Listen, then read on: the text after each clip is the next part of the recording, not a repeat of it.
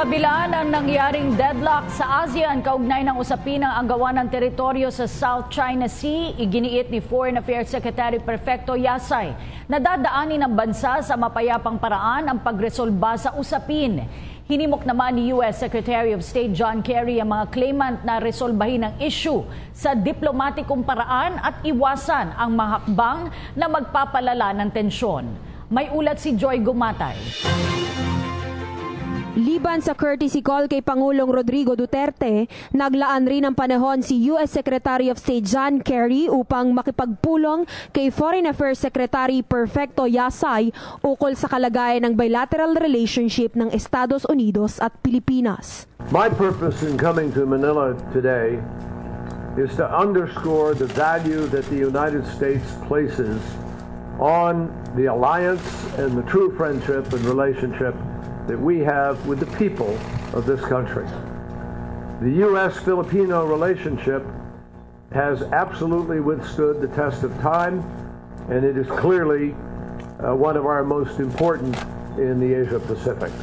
Ilan sa mga hakbangin upang maisagawa ang layuning ito ay ang pagpapabuti ng ating kooperasyong pang-ekonomiya, ang pagpapalawak ng ating people-to-people connection at higit sa lahat, ang pagpapalakas ng ating puwersa militar sa pamamagitan nga ng Enhanced Defense Cooperation Agreement na naideklara na bilang constitutional ng Korte Suprema. Tinalakay naman ng dalawang high-level diplomats ang kontrobersyal na usapin tungkol sa West Philippine Sea.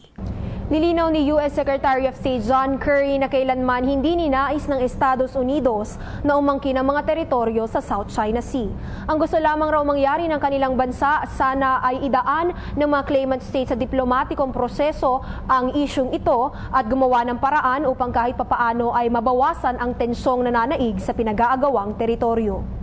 Ibinahagi ng ating Foreign Affairs Secretary Yasay na mariin niyang ipinaglaban na maisama sa joint statement ng katatapos lamang na ASEAN Foreign Ministers meeting sa bansang Laos ang pagkilala sa desisyong inilabas ng Permanent Court of Arbitration.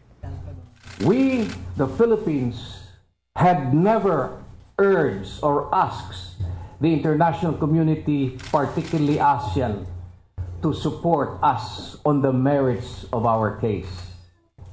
We simply ask them to recognize that the action we took in peacefully resolving our dispute with China was done in accordance with the principles of international law and under the provisions of UNCLOS.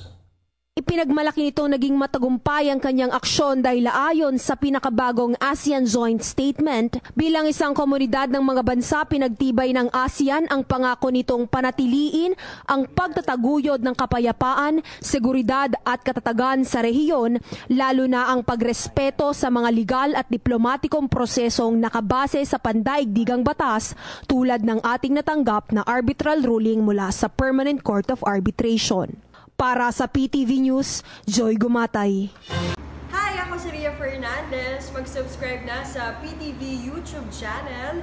I-click lang ang subscribe button.